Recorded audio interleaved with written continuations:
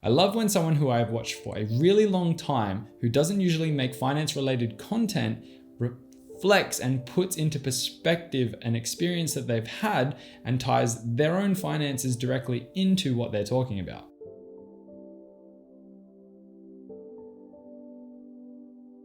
Welcome back to my channel. My name is Reece, and in today's video, I'm reacting to a small YouTuber. You may have heard of him. He's only one of the most popular YouTubers on YouTube. His name is Casey Neistat. And this is a video that he made a little while ago that I definitely watch from time to time. I actually have it saved in one of my own personal playlists to watch every year or so because it hits home really well. It is a great topic and he touches base on a lot of key points, and today I'm going to be reacting to it. For those who don't know who Casey Neistat is, I'm going to be surprised if you've never heard the name. He is an American YouTuber. He basically is the guy who revolutionized vlogging, and he has a very creative way of expressing himself, and the content he puts out is very entertaining. The video I'm reacting to today is called Being Rich versus Being Poor, and I'm only going to be reacting to the component that he talks about related to finance, which is a significant chunk of the video. Let's get into it. So on Sunday or something like that, I found this fantastic article in the New York Times, and the headline reads, fantastic article. He's wearing sunglasses, so you can't tell how his eyes are squinting, but I'm assuming they're doing this. Wealthy, successful, and miserable. The upper echelon is hoarding money and privilege to a degree not seen in decades, but that doesn't make them happy at work.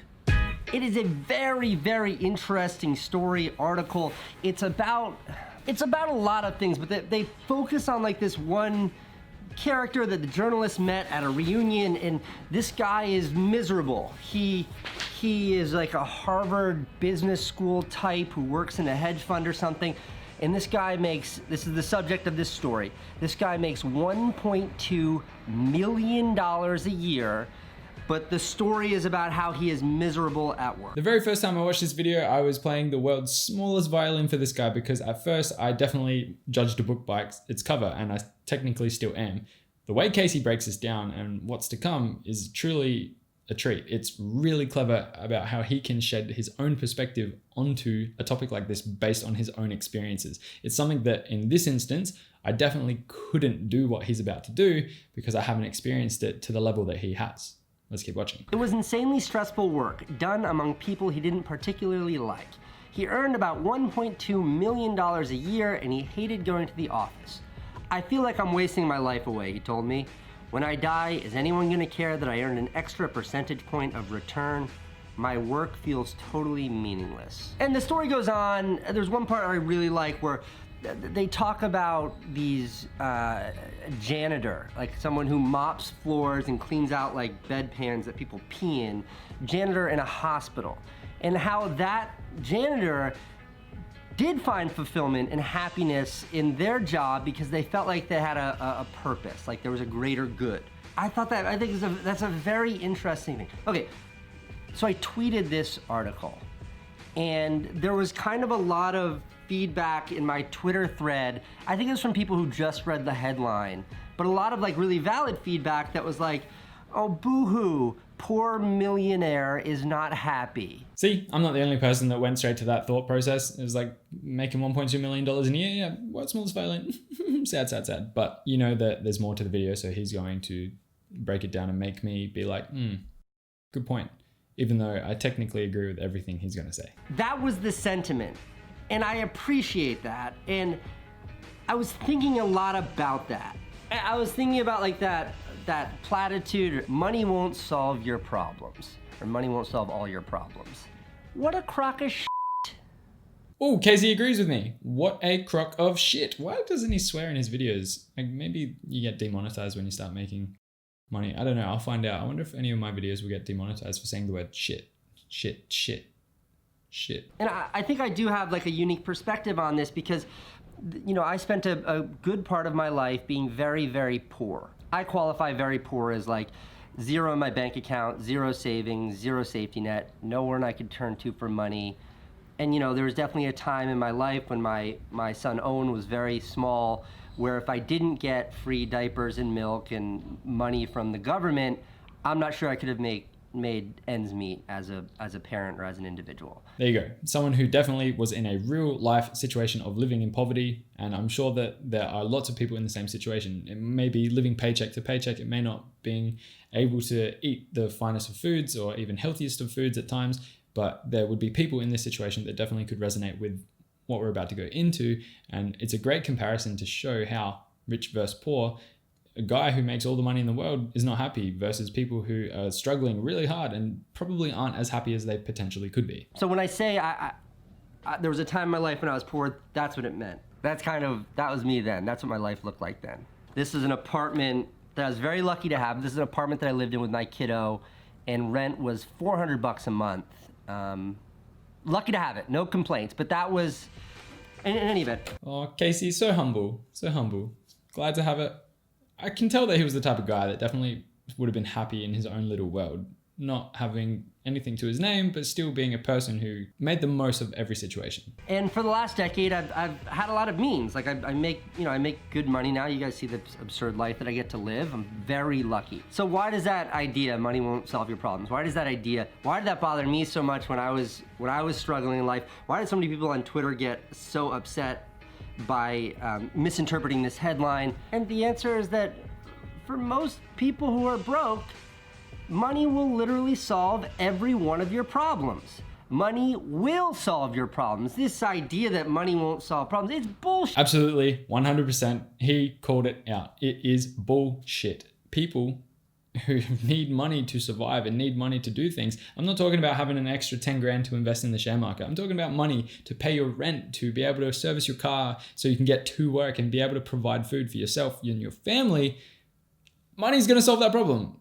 Good job in calling that out, because it's obvious, but lots of people don't look at like this world. They go, oh, just get a job. Oh, just do this. Oh, just do this. I've touched base on it in previous videos as well. There are people in America specifically. I actually have consumed a bit of information to get a better perspective on this. And there are people in America who make minimum wage and work a full-time job and can't even afford to put a roof over their head because of the cost of living. The expense of the cost of living has gone up so high that it's just not even feasible anymore to work a full-time job and put a roof over your head. That's insane to me. That's crazy. When I was dirt poor, money would have solved every one of my problems. I was lucky not to have health issues or other, you get the idea. Money would have solved all my problems. And I think that's why people responded just to this headline with such emotion, is because it's like, it feels so tone deaf when you have nothing to hear this idea that money won't solve your problems. I thought about it further. Okay, ready? Rich or poor, we all face these problems that I'll call life problems. Life problems are things like finding happiness and finding love and a sense of fulfillment in your life and a sense of purpose maybe in your career, etc. These are life problems. These are problems we all, rich or poor, encounter. Money won't solve these problems. But when you're broke, on top of, and I mean that literally and figuratively, on top of these problems. I love how simple and very straightforward that breakdown is. It's black and white. He's just listed a few things. What have we got? We've got happiness, love, fulfillment, and purpose, and then etc., etc. You could put anything in there. But the point is all of those things, like you said, cannot be solved with money. I think that a lot of them could definitely be influenced with money, but overall, money's not going to be the driving factor. There's going to be other factors involved with those things. This is a great point. And this is my favorite part in the video, because when I press play and you actually see what he's about to say, this is why I preach so hard about getting your finances in check and having an understanding of what your finances are doing and understanding where your money's going, because what he's about to say is so relevant to so many people, because this is something that I found, and this is a real, like, I had a revelation watching this, and I love that I had the revelation. And again, it's not a brag, it's something that I'm very humbled for, but what he's about to show you are things that I no longer have to worry about, because I've put in motion and put in place processes that allow me to function with my money. My money is technically automated. It's automated. I'll use the word automated. For lack of a better word, it's automated. Pay attention. You've got money problems. And money problems are things like, how am I gonna pay rent? How am I gonna pay for food? I'm sick and can't afford to go to the doctor. I can't get a job because I can't drive to work. I don't have any nice clothes to wear to that job interview, things like that. And I think the hardest part of money problems is that when you have money problems, they can drown out these other issues. Like, if you're feeling down in life, it's hard to work on your happiness when you literally might not know where you're gonna sleep. It's hard to like dwell too much on a relationship when you literally don't know where your next meal might come from.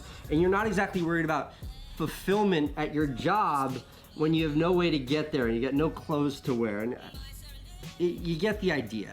I go even further with this and say that these life problems, rich or poor, we all kind of try to solve them the same way, and they're very hard to solve. What's the answer to finding happiness in life?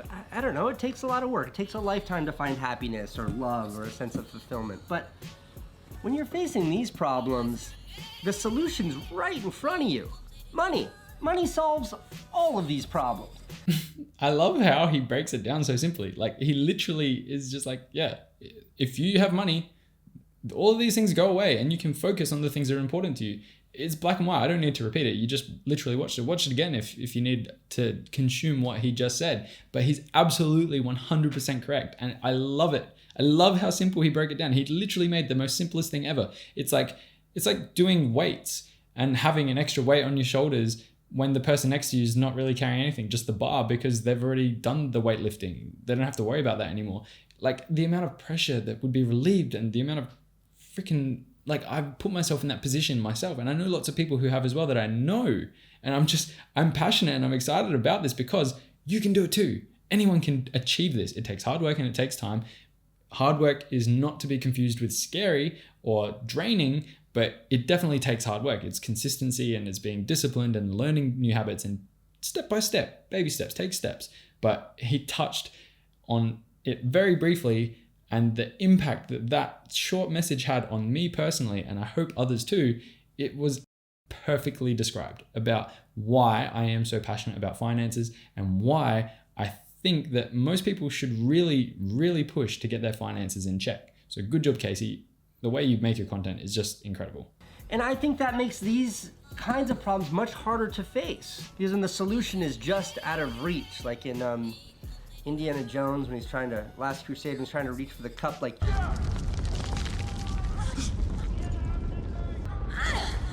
Nothing. Don't, Elsa. I can reach it. Help me!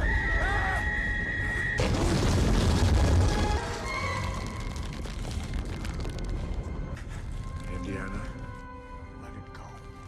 So with that, if you are struggling financially and someone tells you money won't solve all of your problems, chances are the person saying that is someone who's never actually been broke. I'm not someone who ever says that, but I am definitely aware of it, and definitely aware of people who have been struggling before, and can't agree more. Absolutely right. People who basically say, yeah, money won't solve your problems. That's a bit tone deaf, and you'd be able to call them out, show them this video, and hopefully it will give them perspective. And then the story itself ends, and this is written from the perspective of the journalist, because the journalist knew this guy who made the $1.2 million. Finding meaning, whether it's as a banker or a janitor, is difficult work. Usually life, rather than a business school classroom, is the place to learn how to do it. That really hit home for me. I think the conclusion that this journalist made is not far off from what Tony Hawk said when he was on... Key to happiness is doing what you love, and if it's not the most financially successful thing, it doesn't matter, because you'll love going to work every day. Again, agreed. It's not all about making all the money in the world, but definitely doing the right thing with your money. If you're someone who's fortunate enough to be able to do the right thing with your money, even just a little bit of the right thing with your money is going to set you forward decades. It's going to put you in the best position possible, and hopefully you do love what you do as well. Is it necessary? Look, if I was throwing the scenario of do a job that pays you really well and lets you live your life comfortably versus do a job that you love but basically puts you on paycheck to paycheck, personally, I would probably take the job that pays money to let me live my life comfortably. What would you do? Leave a comment down below. I'm actually curious. There's no right or wrong answer here. It's perspective, and that's what I encourage you to get. And I like how Casey conveyed the message in this video. And the ultimate is when you find a job that does pay you enough to cover your bills, a job that does satiate all of these kind of basic needs. So you can spend your life actually focusing on things like being happy and finding love and making sure you're getting that fulfillment and sense of purpose at work. Okay, give the article a read. It's wonderful. Like you said, go give the article a read. It's wonderful. I really am glad I don't resonate with a lot of videos on the level that I did with this one. Maybe it's because I'm a bit biased and I've watched Casey since he posted his first vlog, but realistically, he touches home on everything that's important about why money is important to manage, and he touches base on why people who are kind of out of touch with the world are out of touch with the world, and he pulled it from the article. The article is the one who did the heavy lifting, but the way he conveyed the message was entertaining, short, sharp, shiny, and something that I will reflect on for the years to come. I have left a link in the description below to Casey's channel, so definitely go check it out if you haven't watched him for a while or you've never actually watched his stuff. You're in for a treat. It's actually really, really good. Overall, I hope you enjoyed today's video. I hope you learned something new, and I hope that it gave you perspective about being rich versus being poor and the hardships that come with both of them, mentally versus actually being in a situation of struggle. Don't forget to like, subscribe, and leave a comment down below on the next YouTuber or video that you'd like me to react to. And I hope you have a good week. Hope you have a good day. Bye for now.